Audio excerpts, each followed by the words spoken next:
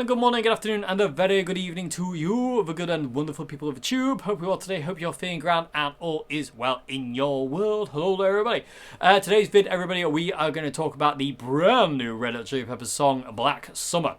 Initially, I wasn't going to do a video on this song. I was going to wait for the album to come out and then do a video on the album and talk about my favourite songs off the album and this, that, and the other. But I've had so many people asking me to do a video and a review of this song.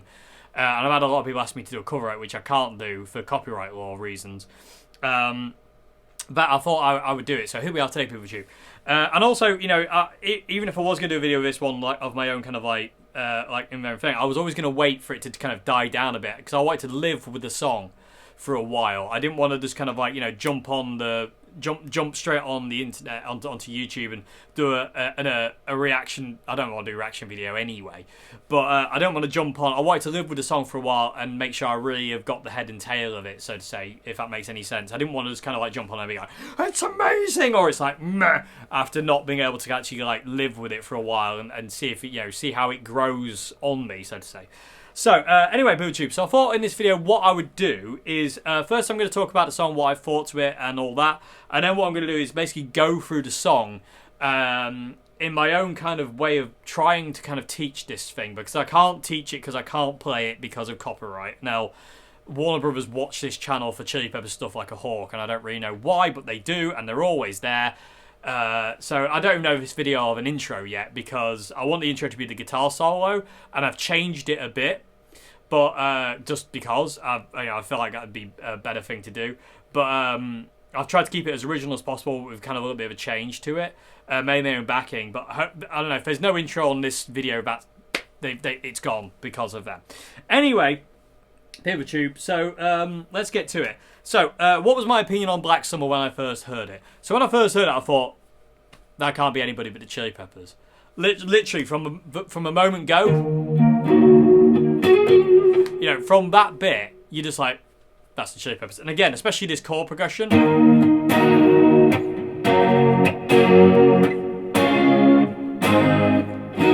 I'm playing it weird because, so much fun.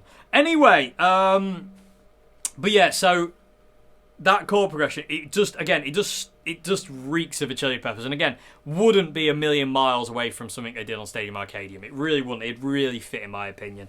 The tone, the vibe of the song, it fits. So yeah. So let's. It was just amazing. It really. I was like, yeah, that's it. They're still there. You know what I mean? And off the back of that, I was like, I definitely want the album now.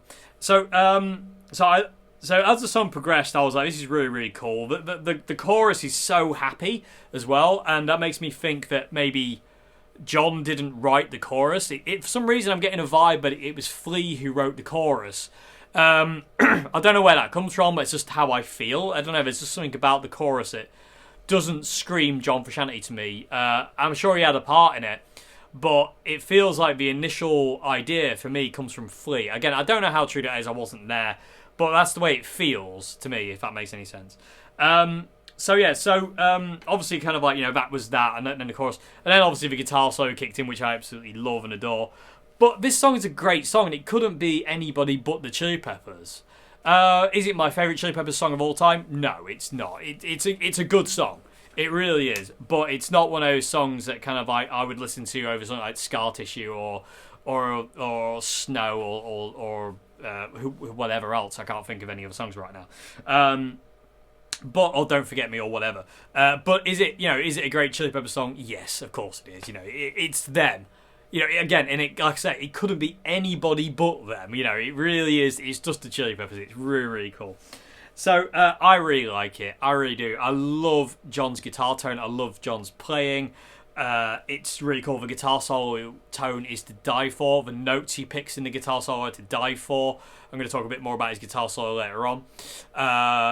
You know, and just in general, like the structure of the song is really cool. I like the vocal melody. The drum pattern is cool. Chad just kind of like just sat back, just kind of like, you know, grooving away, like moving it along in the background. Anthony's vocals are interesting. They're a bit weird with the whole Irish thing. That's a bit strange, but I kind of understand why that's there. That to me, it just seems like it's a hook of the song. It makes sense. You know, it's like in Nickelback's How You Remind Me when he keeps repeating yet. You know, yeah, yeah, yeah. It's a hook, you know, and he says it in a real kind of, yeah, you know, that kind of like growly Chad Kroeger way. And again, it pulls you in.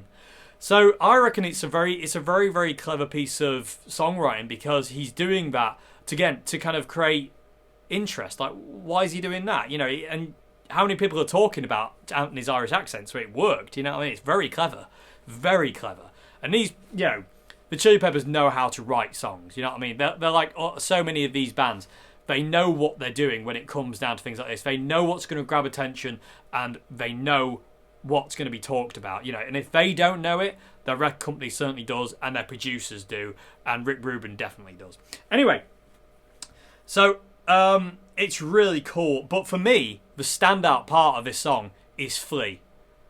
I am in love with Flea's bass playing on this song. I mean, I love Flea's bass playing anyway. But for me, Flea's bass on this song is the thing that really propels it. And speaking of a guitar solo, a lot of Flea's bass fills, melodic bass fills, are in the guitar solo. John's actually quoting a lot of the vocal melody and Flea's bass lines in the guitar solo, which again is a very, very clever thing to do. If you think about Smells Like Teen Spirit by Nirvana, what does Kurt play for the guitar solo? He plays the vocal melody. Living on a Prayer by Bon Jovi, what does Richie Sambora play for the guitar solo? The bass line. You know, it's very clever songwriting. It's people who know what will work, and it's serving the song. It's not an ego trip of me going, hey, look what I can do. It's literally John going, that'll work so much better than anything I could come up with. You know, if I just do a bit of a vocal melody here mixed with that Flea bass lick here, that'll be really nice and it'll really move it. But again, for me, this song is propelled by Flea. I am absolutely in love with his bass playing in this one.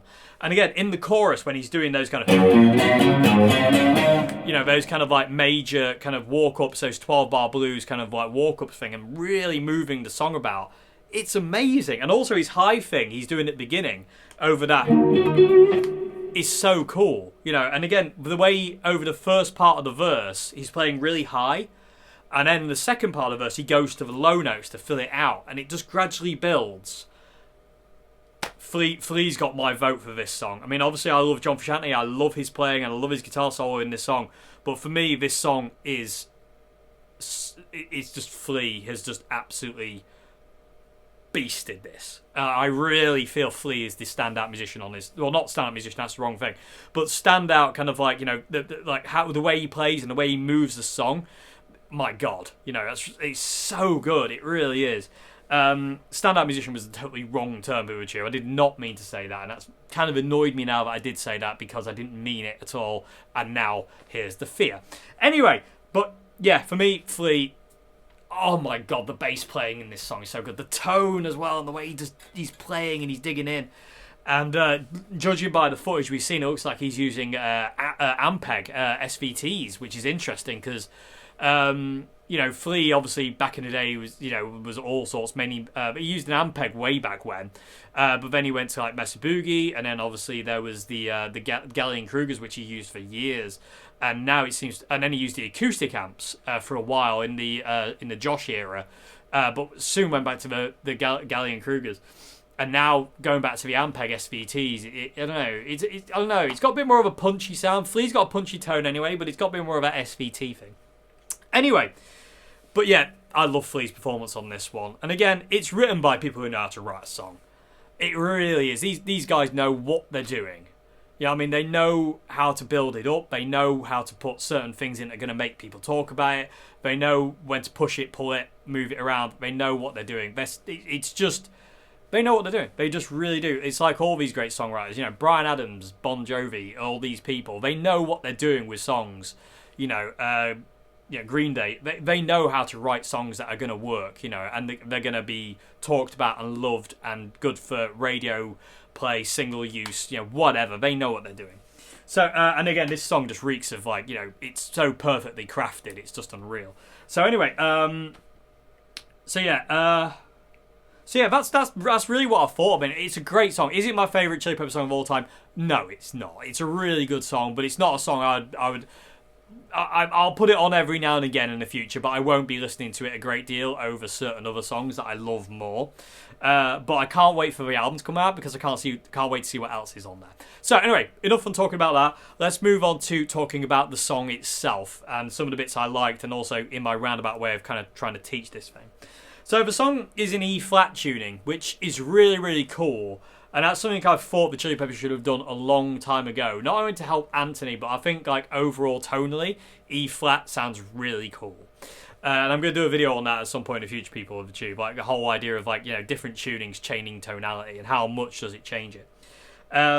So an E-flat, for anybody who doesn't know, is just basically where you basically down tune every string a semitone. So instead of being in E, you're in E-flat. And then it's down from there, basically. So it's just down tuned a little bit. And so many bands use it. Alice in Chains, Guns N' Roses. You know, so many bands have used E-flat. Green Day, you know, like I say, they all use E-flat tuning. It's a very, very widely used tuning. So, and again, it does sound different, I think, anyway. But anyway, we'll talk about that in a later vid. So the song starts out with this E-flat minor, but I'm going to call it E minor just for the ease of just not going E-flat minor, F sharp major and stuff like that. I'm just going to call it E because of, you know, just out of ease, people of the tube. So please don't say you're saying it wrong, because I know I'm just doing it out of ease. So the song starts out with this E minor chord, and to me, it doesn't sound, the intro doesn't sound like it's here in this position. I've seen a lot of people cover it, and they're all playing this E here, and to me, it doesn't sound, the tonality isn't right. It's just too bright. I think John's playing it here, but again, I could be wrong. Not there in the studio. I mean, who knows? You know, to me, it sounds more right down here. I think he's playing the intro here, but when it gets to the verses, he is playing it here, just to get out of the way of Flea's bass and also Anthony's vocal to make the guitar sound a bit skinnier. Because if you play an E minor chord here, because you've got the low E and A and D strings playing the main part of the chord, you know, the root, the fifth and the octave, you've got a pretty big sounding chord. Whereas if you play the E minor here, it's a lot brighter. So I think John's doing the intro here, but when the verse kicks in, he moves to here. But again, I don't know. I mean, who knows? I mean, I'm probably wrong, but that's the way it sounds to me. Like he's doing it there. You know, but again, who knows? But then it does come in, you know, when Anthony starts singing, it goes to just an E minor here. And the chord progression is just John Frusciante. It's just one of those chord progressions that's just kind of like, you know, a John Frusciante special. It really is. So you've got an E minor, G major, D major, and then A major, and then back to E minor. And this is where it gets really cool, because when you get back to that E minor, then you then go to A minor. And that's such a cool move, from going from D major, A major, E minor, to going back to the A, but making it a minor. Again, that's very clever. It's just little things like that. It's like in Bryan Adams' Everything I Do It For You. There's a bit in there where he plays an F chord, major, and then he makes it to a minor. And again, where it is in the song is so perfect. Just basically just making it from major to a minor. Genius, absolute genius. And they do it, and the Chili Peppers do it in Desecration of Smile as well. You know, they go from that chord, sorry, I can't play it, and then to the minor. That was probably the wrong chord. Anyway, I haven't played that song in ages. What is it? There it is. So yeah, they go from that chord to an E major, and then when they come into the verse, they go to E minor. So they go to a major and then minor. It's clever, and they do that. They don't do that a great deal, the Chili Peppers, but they do that in this song a lot. The song shifts from major to minor a lot, and it's really, really cool. And again, very clever. So we've got an E minor, G major, D major, A major, E minor. And then when it goes again, it's A minor, E minor, G major, and then it goes to a D major. And that's kind of the end of the whole kind of chorus phrase, if you will. Verse phrase. Sorry, I do apologise. If I say something wrong, hopefully my guitar will correct me and you can see what I'm doing. And that's basically the verse. The only other thing that really changes in the verse is when you get to the D major and the A major. There's two different rhythm patterns. So first one goes, and the second one is. So that's more of the chorus. That's more of a kind of like the back summer to end bit in there. So that's really cool how they're incorporating the chorus melody rhythm in the verse. Really cool, really cool. And I like the fact it's two different rhythms. Again, it's a hook. It catches your attention of like, oh, two different things. So again, that first one. The second time is.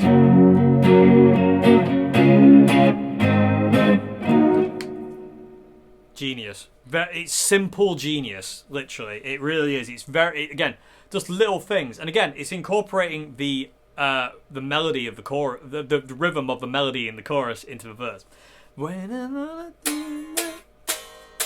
You know what I mean? I think I can't sing it too much because I'm terrified of doing this video because of copyright. I'm getting this video blocked, doing all this, and then it's going, no.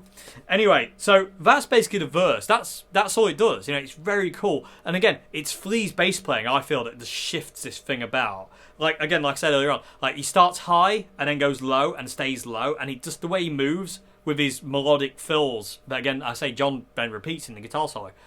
Brilliant. So, then we get these kind of like Jimi Hendrix fills, and then you go to the chorus. But John just kind of doesn't really. They don't play the chorus as is. John kind of does this kind of like Jimmy. Kind of. It's very out of the. It's out of Jimi Hendrix's songbook. It really is guitar playing songbook. One thing I've failed to mention at this point in time, people of Tube, is tone, but I'll talk about that in a minute. So anyway, but yeah, that is out of Jimi Hendrix's book. It's Castles Made of Sand, it's Bold as Love, it's Little Wing. And then you get a... You know, and at this point, the song shifts to major. So we're now in E flat major. So after that kind of like, when it gets to that D minor there, D major there, sorry, and it goes to...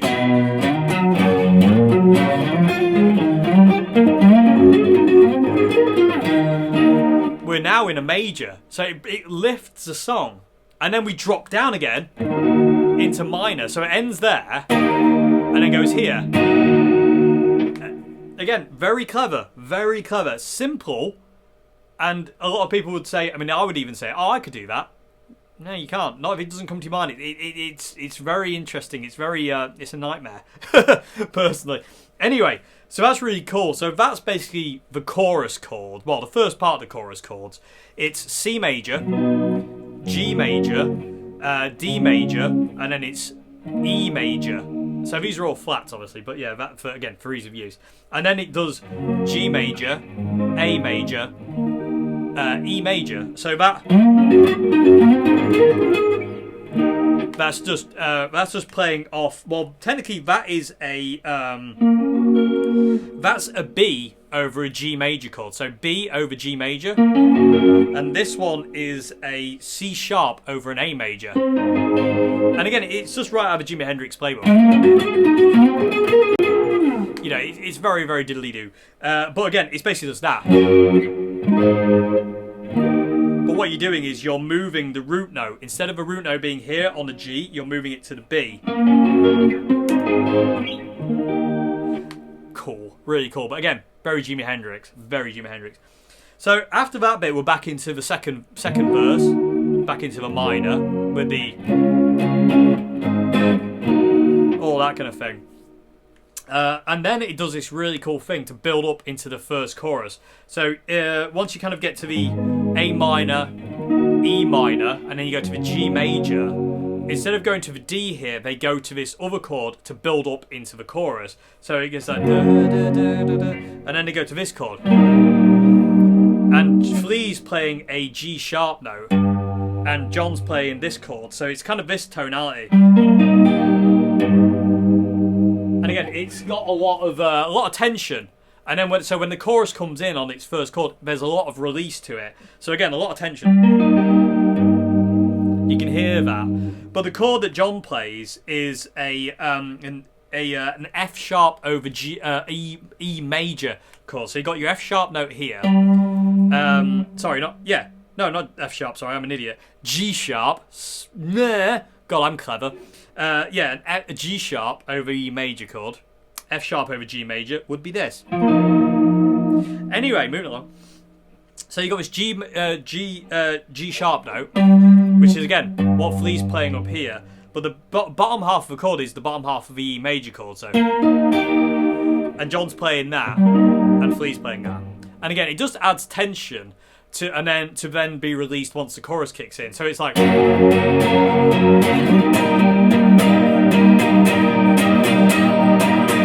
really cool, you know. And again, that build up again has been used up so many times, like by the Chili Peppers. That sound is just like, you know, it's all over music, but the Chili Peppers use it quite a lot as well. It's a great way to create tension leading into a chorus. It really is. It builds it up. You can really bring it up. So then we're into the chorus. So from that, you then have, again, you can feel that release. So if I do, it's that warble, and then, you know, it's like, it just lifts you right up. It's so cool. So the chorus chords are C major, G major, D major, E major, and then we go to G major, A major, E major. So these chords are basically simple kind of like kind of bar chords. C, G, D, E, and then when you get to the G and the A, I'm not sure if John's adding the bass note or not.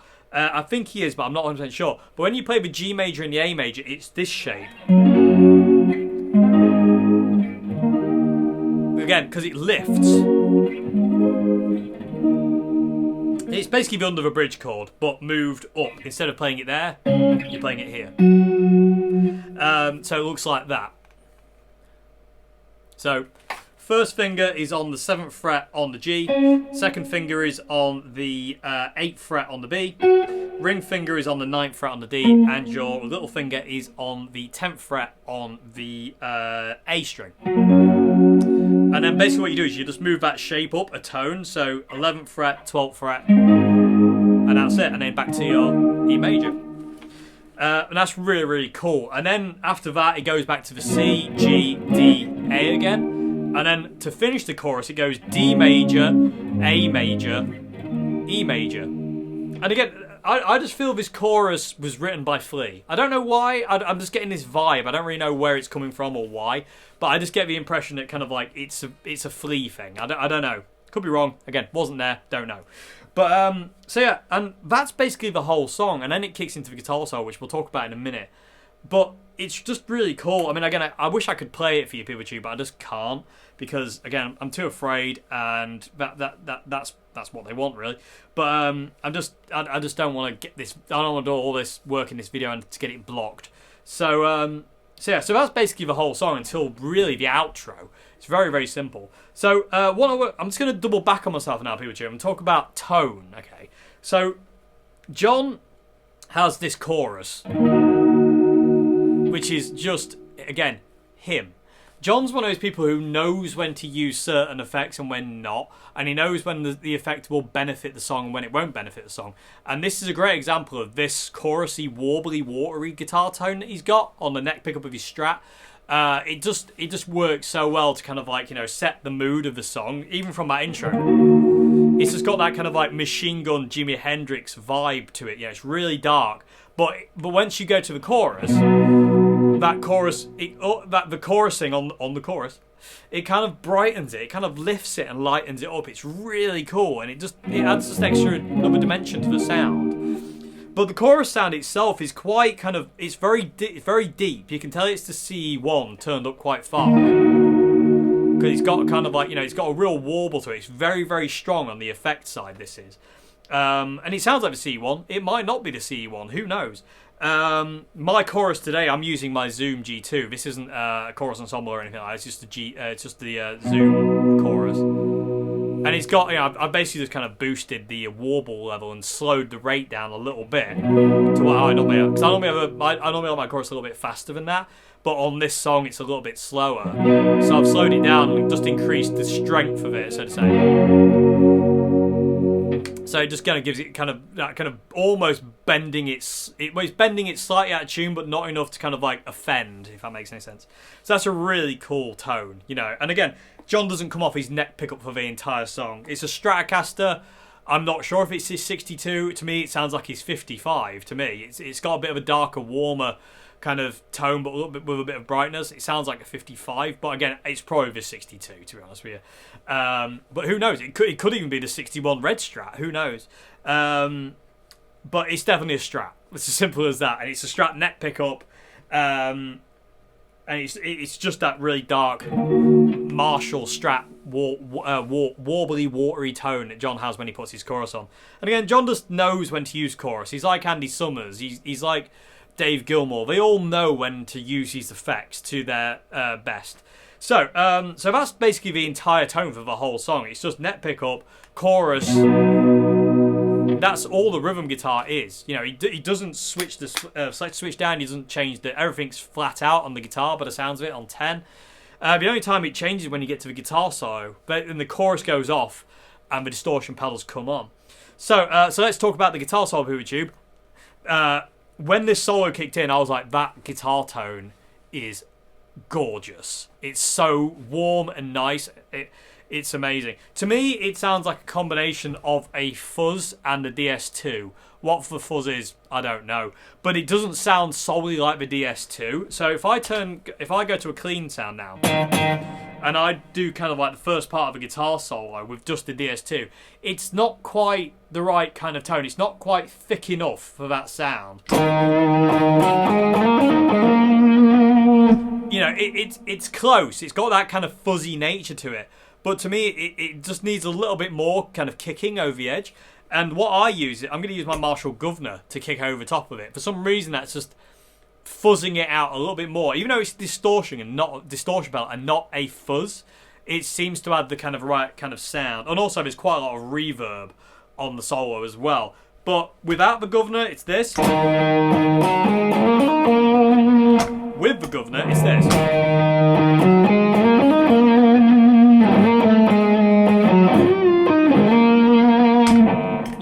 It's just adding that extra bit of saturation to add that kind of thing. And also, with it on, you also get the kind of a little bit more of the kind of that pick scratchy thing you can hear from John when he's playing.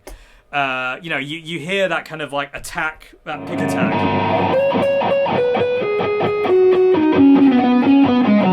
You can hear the scrape of the pickup on the strings as you're playing. So with the Governor, with the DS2, you get that anyway. But when you add the Governor, you get it even more.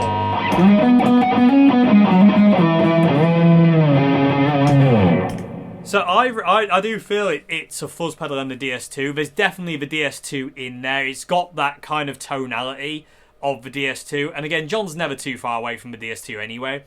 But it just depends on what he's actually combining it with. Is it a big morph? Is it the Mosrite? Is it something we don't even know of yet? Is it... Who knows what fuzz pedal it could be? It might not even be. It might just be the DS2. Who knows? He might, the way he has his amp set on that might be totally different. His amp set and his pedal set, he might have it different. Who knows? But to me, it does sound like it's definitely a fuzz and the DS2, or a distortion and the DS2, because that's...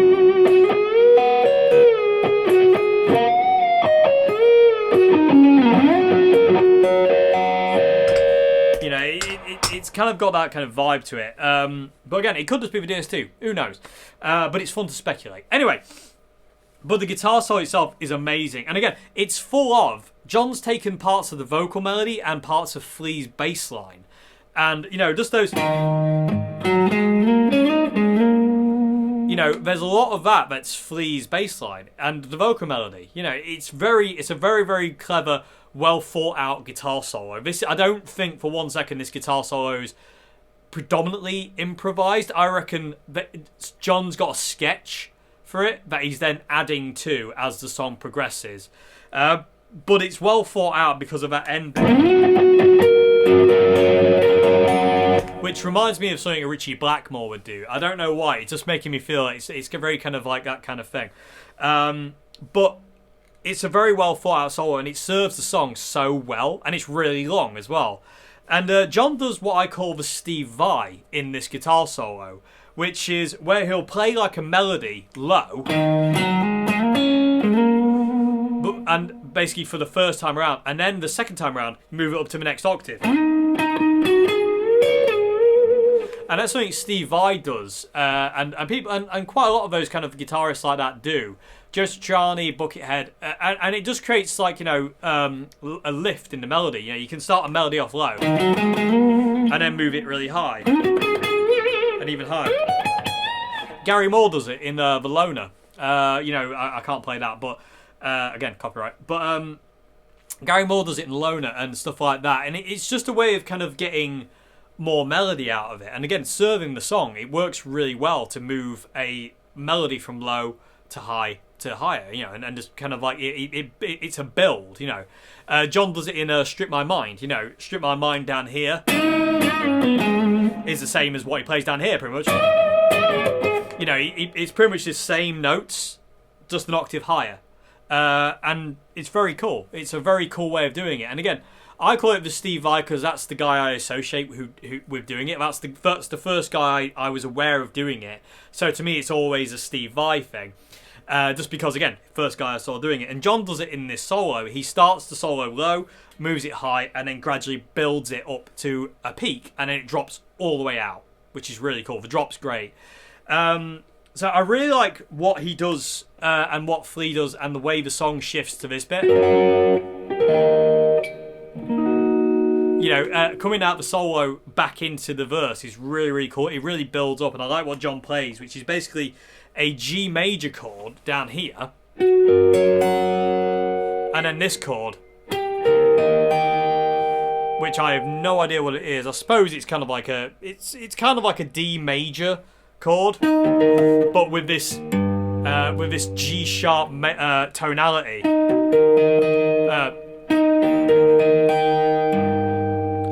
And again, lots of tension in that, and it's really cool. And again, he just picks it in that really cool way.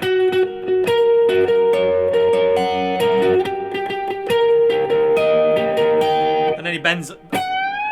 He seems like he bends up the what is it, the 20th fret on the B string to finish it. I could be wrong. It could be bending the high E string, but the tonality again sounds to me like it's on the B string, not the high E string. I don't know. So it's a great guitar solo, and again, it really serves the song because John's listening to what the vocal melody did and what Flea's done on the bass, and he's basically repeating some of those melodies in his solo, and it really adds to serve the song and move the song forward. It's really, really cool. So I like the dropout as well. After the solo, it just goes whoa, and it's straight back to that chorus guitar. Very cool. Very, very cool, and it's nice that it kind of drops down. And again, I like the fact it doesn't come back in until the chorus, so it goes around the whole thing, well, the whole kind of thing first time, and then it gets this bit, and then you can barely hear John playing this D major chord, you know, and it kind of stops, and then it comes back into the chorus. Playing it weird, but because I have to. But yeah, and it's just really cool. Really, really cool. I'm pretty sure this video is going to get copyright flagged. Hopefully it'll just be demonetized and not blocked. Anyway, but let's find out. You're cursing yourself, Dave. But yeah, then we're back to the chorus tone, and that's basically it till the outro. You got the chorus going through.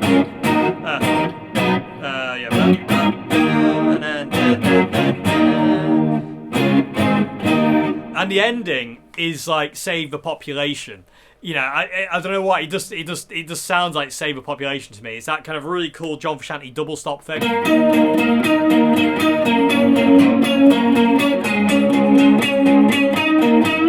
Really cool, just two note little things. You know what I mean? It's not too dissimilar to those two note kind of.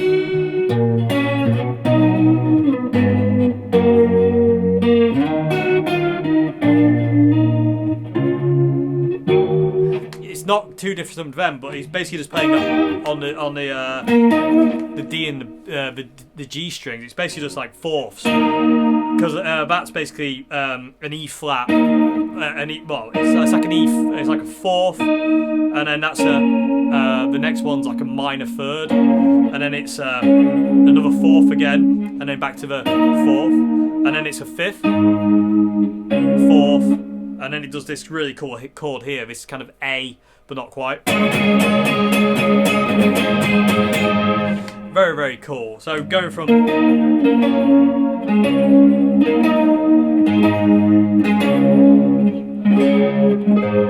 And that chord's really, really cool. So what he seems to be doing is he's got his first finger on the A note, and then he's got his two fingers down here on the 14th fret on the G and 15th fret on the B. And again, it's not here, it's too bright, but that's not the tonality that I'm hearing. I'm hearing a darker tonality. And John does use a lot of the low area here. You know, he's not one to really play high. It's like this Velvet Glove, you know, it's not here. It's not there, it's there. You know, it's John doesn't shy away from using like that half of the guitar, if you will. Anyway, but yeah, that's really cool. So that chord's really cool. So yeah, A note, those two, and then basically what he does, he just moves his little finger in, and that's it. You know, and then he goes back to that, and then. And I like the ending as well. The ending's really cool, how they just kind of like prolong it.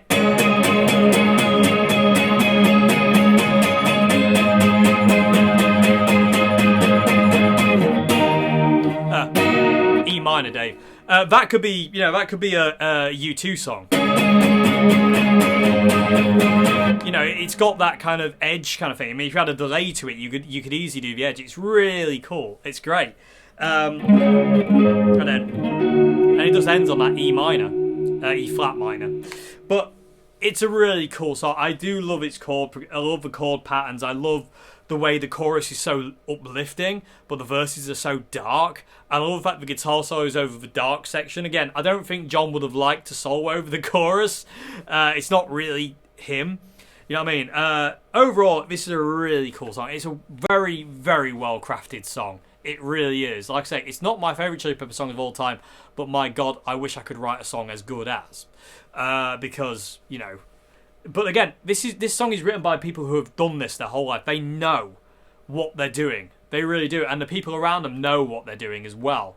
So when they get together, this is what happens. And that's what they've said anyway in interviews.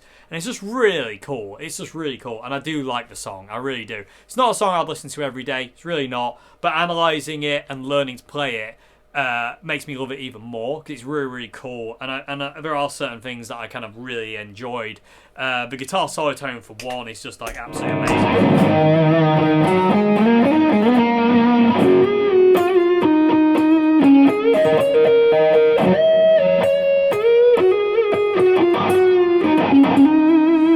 And you know, you don't, I mean, that solo's so perfect now, it's kind of hard to change it, but you can kind of improvise over it, you know, I don't know.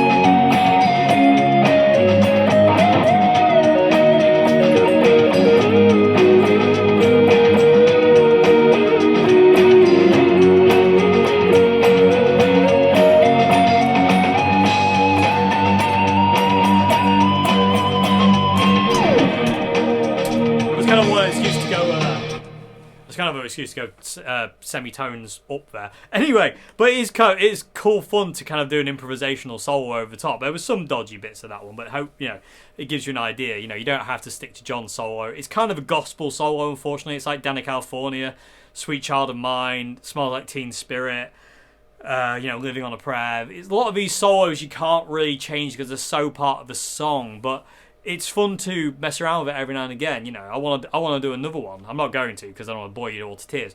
But starting low, moving high, it's really, really cool.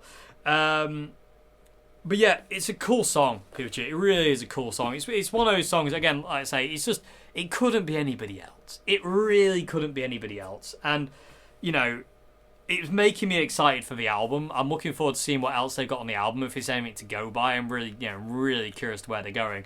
You know, and it's just cool. And it's nice to hear John Frusciante playing the guitar again in that gorgeous melodic way he does. You know what I mean? He's just got something that it just goes inside me when I hear him play. There's something about it. Even on a song that, like, you know, like this one where, like, you know, yeah, it's not my favourite song, but it still does that thing. That to me is so cool. Anyway, so that's enough talking about Pikachu. I'm going to go now. I'm going to leave you to it. So I hope that's made some kind of sense. I hope what waffling has made some kind of sense, and it's been somewhat informative. And again, I hope this, I've had a lot of people ask for this video, so I hope this is okay, PeopleTube. Again, I would like to do an in-depth video teaching it, but I can't. I would love to do a cover of it, but I can't.